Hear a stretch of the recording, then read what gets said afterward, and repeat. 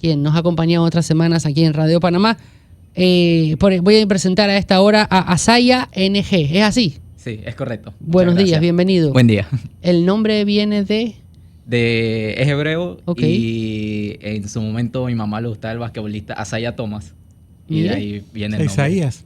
Sí, exacto. Ella lo entendía como Asaya, pero sí, sería como Isaiah Thomas. Sí, el basquetbol. Y... De los Bad Boys de Detroit. Ujú.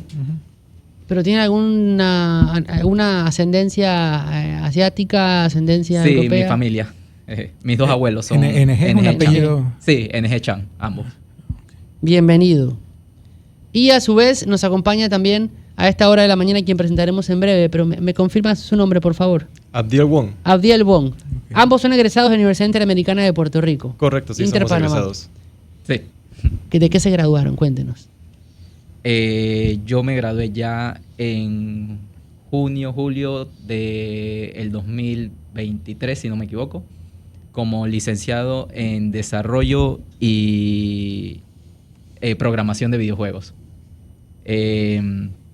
Yo empecé la carrera en inicio del 2019 y fue una carrera de alrededor de unos 4 años y un par de semanas o meses más. En la misma fue un cambio bastante abrupto para mí en su momento. Ya yo estaba cursando una carrera médica de odontología y simplemente un día descubrí la universidad y siempre ha sido algo que a mí me ha gustado el tema de los videojuegos y no solamente los videojuegos como un medio de entretenimiento. Espérese. Usted cruzó desde la medicina hacia los videojuegos. Es correcto. ¿Y cómo fue ese cambio para sus padres?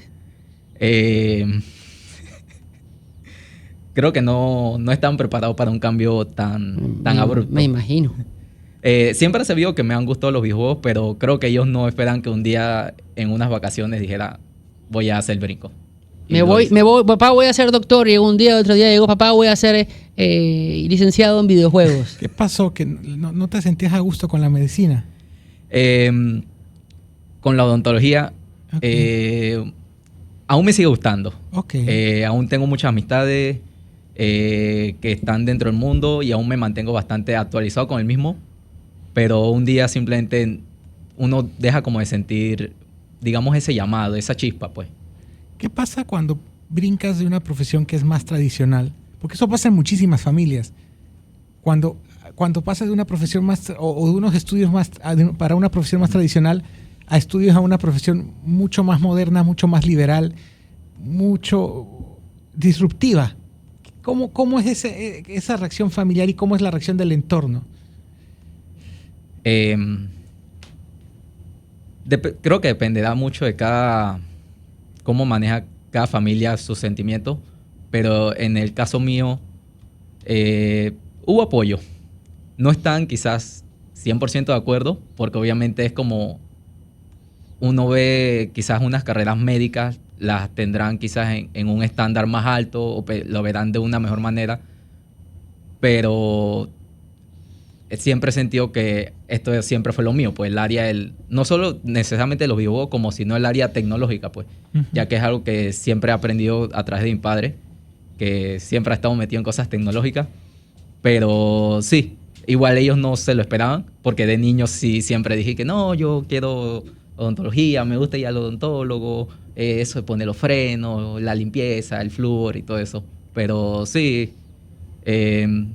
no fue como al instante y creo que hasta el día de hoy todavía es como raro para ellos, en el sentido de que inclusive cuando estaba cursando la carrera y estaba trabajando en los motores de desarrollo y tenía, digamos, personajes o un mundo de videojuegos frente a mí, aún me decían que deja de estar jugando y ponte a trabajar o a estudiar, y era que estoy haciendo. Hay un meme, un meme que se ha hecho viral, y yo tengo un hermano que estudió ingeniería en computación, pero yo muchas veces, el meme dice, pasó esto, pasó lo otro, hermano, ¿cómo arreglo el teclado que no me funciona? Y la respuesta de ellos es, no soy técnico en computadora, soy ingeniero en computación.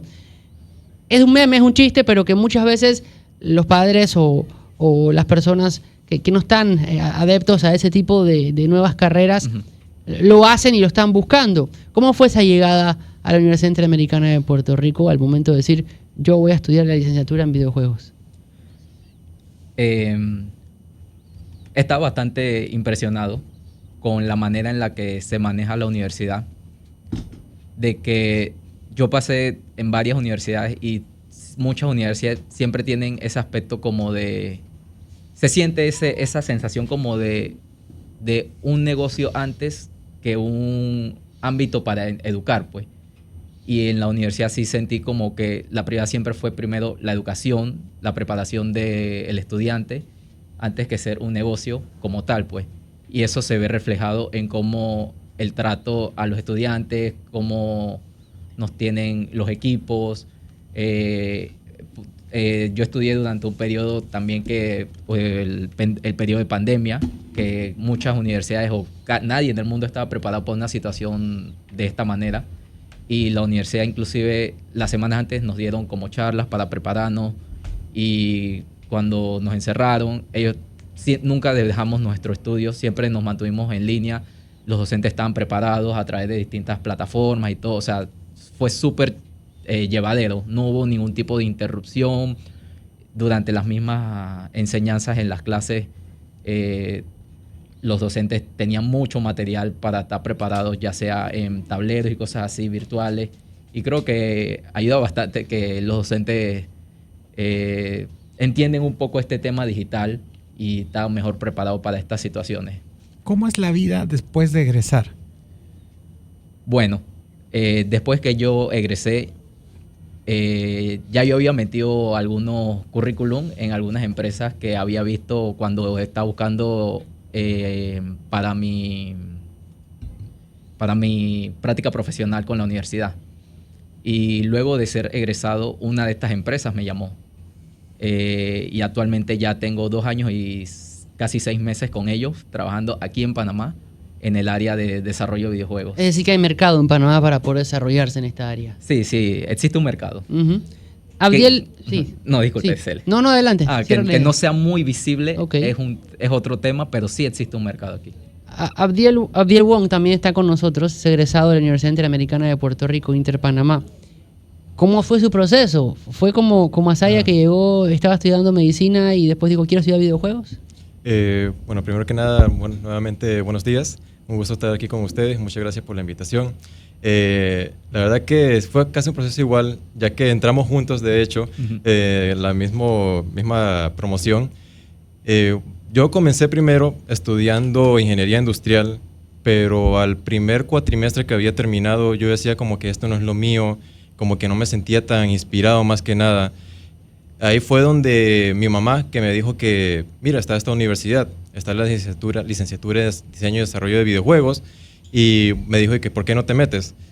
Yo pensando que me lo decía así como en broma, porque siempre le dije que siempre me han gustado los videojuegos, yo dije, bueno, voy a meterme. Y la reacción de ellos, aunque ella fue lo que me dijo, fue de sorprendidos y dudosos, más que nada mi papá, ya que ellos no conocían, por ejemplo, el panorama que tienen los videojuegos, la industria, ya que es una de las más rentables del mundo, porque incluso supera la música y el cine juntas, y eso que ellas tienen bastante longevidad, más que los videojuegos. Y durante la pandemia hizo un boom grande, ya que todo el mundo estaba confinado y buscaba ese escape más que nada de la realidad, cuando ese entonces el cine y la música también se veían afectados. Así que se veían bastante sorprendidos. Yo le comencé a explicar eso, que es bastante rentable, de que hay oportunidad de trabajo, ya que una de las ventajas bien grandes de nuestra profesión es el modelo de trabajo, ya que no solamente es ir a oficina y ya está, sino que provee un formato híbrido, tanto virtual. Por ejemplo, mi compañero Isaiah, que trabaja desde una empresa extranjera estando acá. También tengo otros conocidos que trabajan en diferentes empresas allá afuera, no solamente acá. Incluso también hay empresas aquí de videojuegos en Ciudad del Saber, en Panamá, que ofrecen ese tipo de mercado. ¿Cómo fue ese camino de la universidad? Porque a lo que quiero entender es, usted llega a la Universidad Interamericana de Puerto Rico en plena pandemia, a usted le dicen, vamos a empezar a aprender la industria de los videojuegos, pero ¿qué se enseña en medio de la carrera? ¿Qué es lo que la gente quiere saber? Bueno, lo que se enseña es una variedad de materias, pero las más importantes diría yo que sería el arte, ya que podrás tener la mejor idea del mundo con mejores mecánicas, pero si tu videojuego no se ve bien bonito, como dicen, no podrá conectar con el jugador. También tenemos la programación, ya que la programación es como esqueleto principal, ya que sin programación no tienes juego, básicamente. También nos dan narrativa, aunque muchos dicen que no es un tema muy importante, de hecho lo es, ya que la narrativa puede ser el diferenciador que puede llevar a tu juego de ser, yo que sé, un 5 de 10 a un 8 de 10, ya que una buena historia bien contada y que conecte con el jugador puede hacer que tu videojuego sea completamente memorable. ¿Es Asaya o Isaya? Asaya. Sí. ¿Qué ejemplos de juegos que haya podido diseñar y ejecutar en medio de la carrera? Cuéntanos los hechos, ¿no? Saber qué tipo de juego se pudo desarrollar para aquellos que nos escuchan a esta hora digan, mire, esto puedo desarrollarlo en la carrera. Bueno, durante la carrera, de hecho, empezamos con pequeños proyectos para entender un poco las bases de la misma, ya sea que con artes bastante básicos y con proyectos bastante pequeños y de hecho es bastante satisfactorio cuando uno desarrolla hasta un pequeño proyecto por primera vez. Por ejemplo, uno de los primeros proyectos que desarrollamos nada más a medida como de tratar de recrear la sensación es el juego del dinosaurio en Google sin internet. O sea, el simple hecho de recrear un juego así ya crea esa sensación. Pero eso es solo al inicio. Entonces, a medida que vamos avanzando en la carrera y vamos intensificando los conocimientos, ya sea en arte 2D o cuando llegamos al periodo de arte 3D, esos modelos 2D o 3D ya los empezamos a transferir a los programas o los motores de desarrollo de videojuegos y empezamos a hacer proyectos más grandes. Por ejemplo, uno de los proyectos en los que yo finalicé al final de la carrera como proyecto final de grabación, con ayuda de otros compañeros, nosotros realizamos un juego de un taxi basado en Panamá, de hecho. Y originalmente era un Diablo Rojo, pero decimos por el taxi porque ahí uno también ve como las dificultades de cuando uno entra en un proyecto y busca una idea muy grande. Entonces decidimos achicar la idea a un taxi que lo que te imaginas y lo que puedes producir. Exacto. Y en base al tiempo que teníamos para desarrollarlo. Entonces escalamos la idea a algo más pequeño como lo que es un taxi. Ahora, este concepto del videojuego generalmente lo pensamos como para fines recreativos como única opción. Pero, por ejemplo, cuando uno ve muchos de estos stands, por ejemplo, del Canal de Panamá o de otras organizaciones, hay oportunidades porque se utilizan muchos videojuegos recreativos, se utilizan en los simuladores, por ejemplo, estos simuladores que se utilizan en los centros de entrenamiento de maquinaria pesada, incluso en la medicina se utiliza para simulaciones que son videojuegos, son oportunidades laborales que son videojuegos, pero no es exactamente el concepto recreativo que tenemos todos en mente. Bueno, sí, de hecho muchos profesionales llegan a esto, a trabajar con estas empresas, ya que tienen las habilidades necesarias para, digamos, lo que vendría a ser la programación, tanto en el arte. De hecho, ya que mencionas el Canal de Panamá, conozco un compañero que trabajó de la mano con ellos, trabajando un videojuego educativo, y la verdad es que en la universidad no solo los preparan para así solamente hacer videojuegos únicamente, sino que nos dan todas esas habilidades blandas, más que nada en la industria, de modo de que podamos abrirnos fácilmente a otros campos y poder trabajar en ellos. ¿Qué tenemos en pantalla? Quiero ver los videojuegos que trajimos que trajeron para poder mostrarnos, para evidenciar el tema. ¿Quién nos puede contar, Abdiel o Ayasa, sobre el tema? Claro, este es un videojuego de realidad virtual que hice yo en mi proyecto final. Déjenme colocarme los cascos.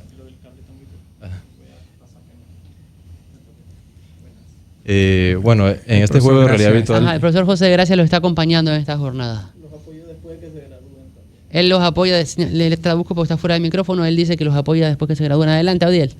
Bueno, como podrán ver en pantalla... Hago la pausa. En este momento el profesor José de Gracia se ha puesto los lentes de realidad virtual, ¿es así? Para poder sí, correcto, jugar para poder como si jugar. estuviese dentro del escenario. Ajá. Bueno, como podrán ver, este juego lo hice para mi proyecto final junto a un compañero. Yo trabajé más que nada en la programación. Lo estamos viendo en YouTube. Se pueden conectar al YouTube de Radio Panamá para verlo, ¿no? Pero igual lo puede describir a la gente que nos escucha y va manejando. Como podrán ver, estamos utilizando los controles para agarrar ciertos objetos. Con estos objetos se pueden crear diferentes pociones, de modo de que puedas defender las torres, ya que la premisa del juego es que vienen enemigos a atacar tus torres y tienes que crear pociones para defenderlas. Puedes imbuir estas pociones en las torres o crear diferentes pociones, ponerlas en tu cinturón para poder atacar y defender más a tus torres. Eso son lentes de realidad aumentada, ¿no? No, de realidad virtual. De realidad Hay una virtual. misconcepción muy común que es la realidad aumentada y la realidad virtual. Ok. Ya que la realidad aumentada es, por ejemplo, la realidad nuestra, solamente que aumenta más que nada, por ejemplo, si yo agarro mi celular y escaneo un código QR y sale un modelo 3D, eso es la realidad aumentada. La realidad virtual vendría siendo lo que cuando te pones una pieza de hardware o una pieza de equipo para poder ver, entrar a un mundo virtual. Y por ejemplo, pero ahora, con esta aclaración, ustedes también trabajan cosas de realidad aumentada, ¿no? Correcto, y sí. Eso, por ejemplo, en temas de museografía, en temas de mercadeo, se utiliza cada vez más. Sí, bastante. De hecho, yo tuve la oportunidad de ir a la Universidad de Panamá junto a mi compañero con el que desarrollé el videojuego a presentar más que nada la realidad aumentada en el tema de mercadeo. Presentamos más que nada cómo se pueden promocionar diferentes marcas a través de que si escaneo un código QR me sale una animación y me dice, por ejemplo, el precio de tal producto, o por ejemplo, si salió un nuevo producto, si escaneo el QR me sale en pantalla en mi celular, cómo se podría ver. En este momento el profesor está jugando. Sí, está haciendo pociones, diferentes recetas que son 10 recetas que tiene el juego y todas esas recetas se van descubriendo a medida que vas progresando en el juego, de modo que hay un sistema de progresión, no simplemente es un juego así como gímica, sino que todo está bien pensado, todo tiene sus mecánicas, está pensado con el diseño y de esa manera. Aún como por ejemplo, en el caso de la música, Spotify, YouTube Music, aún con las críticas que hay por los porcentajes, pero ha abierto la posibilidad a artistas que no son de las grandes compañías a difundir su música. En el mundo de los videojuegos, con Steam y otro tipo de plataformas, ha abierto esa posibilidad a las empresas independientes. ¿Cómo ha cambiado ese mundo y las oportunidades que da, por ejemplo, a personas como ustedes que quieren hacer sus proyectos y que los quieren comercializar y que los quieren difundir sin depender de las grandes compañías tradicionales productoras de videojuegos? Bueno, sí sé que se está complicando bastante en algunos temas con respecto, como dice, hacer videojuegos cada vez se está haciendo más costoso. Okay. Y entonces muchas veces estudios pequeños buscan esos fondos con empresas más grandes. Entonces, sí, en algunos aspectos puede dificultar algunos procesos creativos del mismo, ya que al depender de estos fondos de estas empresas grandes, a veces estas empresas pueden tomar como mucho control, y creo que esto es un problema que se debe a que el ámbito de los videojuegos es muy, muy nuevo. O sea, estamos hablando de que el ámbito de los videojuegos como tal puede tener alrededor de, como tal, como lo conocemos actualmente, puede tener unos 20 años como mucho, sin contar los años anteriores en los que los videojuegos no tenían este impacto como lo tenemos hoy en día, en donde ya se manejan millones en el mismo. Pero antes era muy difícil que si yo era un pequeño estudio pudiera lanzar mi juego. Antes había mucha dependencia. Hoy, dentro de todo, sí existe esa posibilidad, ¿no? Abriendo mercado. Aún existe la posibilidad. Hoy en día existe ese mercado de que un estudio pequeño o un grupo pequeño o una persona individual logre lanzar un juego como tal dentro del mercado, ya sea por las distintas plataformas como Steam o itch.io, o si logra conseguir algún tipo de publisher, a pesar de que sea independiente, logre lanzar su juego al mercado. Mientras escuchamos a Saya, egresado de la Universidad Interamericana de Puerto Rico, hablar, y el profesor José de Gracia está interactuando con esta realidad virtual, en donde a través de la pantalla de YouTube podemos ver cómo juega con este videojuego, valga la redundancia, y yo me reía hace instantes porque mientras vemos la pantalla, el profesor está lanzando como si fuera pociones en el videojuego y parece que nos va a tirar cosas aquí en la cabina, ¿no? Es parte de la interacción de la realidad virtual. Sí, de hecho es parte de la interacción. De hecho también pensé en la época de desarrollo, cuando estaba desarrollándolo, de modo de que los controles, que no tenga que estar moviendo así por todos lados por si golpeas algo, sino que simplemente con un poco de fuerza ya simplemente lanzas la poción. Pero sí, la primicia del juego es básicamente esa de poder tener tus pociones, imbuirlas en las torres. También cruzas el portal para teleportarse hasta esa torre y poder tirar las pociones directamente a los enemigos, porque la torre se puede defender, pero no vendría más un poquito más de ayuda. Todo eso lo aprendieron en la Universidad Interamericana de Puerto Rico. Correcto, sí. O sea, usted llegó a la universidad sin saber cómo se ponía un punto en un videojuego y sale realizando este videojuego que estamos viendo en el canal de YouTube de Radio Panamá, en donde se interactúa con la realidad virtual. Correcto, sí. Todo esto se aprende en la universidad. ¿Cuántos años dura la carrera? Aproximadamente 4 años. Y aproximadamente dura 4 años. Y la verdad que fue una experiencia bastante linda. Y como dijo Isaya, es bastante cercana, ya que la institución no solamente está ahí como para decir para el negocio, sino que está ahí más que nada para brindarte todo el apoyo. Los profesores son bastante atentos. Si tienes una dificultad en cierto tema, ellos están ahí para guiarte, no simplemente enseñan por enseñar, sino que te van guiando cómo es el paso a paso, y si tienes algún error pueden como aprovechar esa pequeña debilidad que tienes para poder usarla como una ventaja. Mariscal tiene dos hijos que están dentro de un tiempo próximos a elegir qué carrera van a estudiar. Si viene uno de ellos de mañana y le dice, papá, quiero estudiar licenciatura en videojuegos, ¿qué le dirían a ese padre que nos está escuchando a esta hora, tanto Abdiel como Asaya en este momento? Siendo sincero, la verdad que al inicio hay que, como los padres tienen como que abrir más que nada la mente a este tipo de carreras, ya que las carreras tecnológicas es el futuro. La industria de los videojuegos está y sigue creciendo más y más. Cada año sale aproximadamente más de 100,000 juegos, tanto de empresas grandes como de empresas independientes.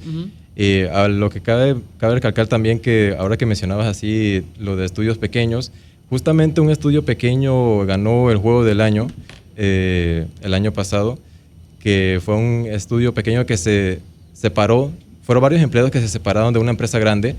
Y bueno, estos crearon su propia empresa y rompieron todos los estigmas. Ellos dijeron, no vamos a ver números primero, vamos a ver todo el proceso de desarrollo y hacer que los jugadores se sientan bien jugando nuestro juego. Y bueno, ahí está el resultado, tener un juego del año.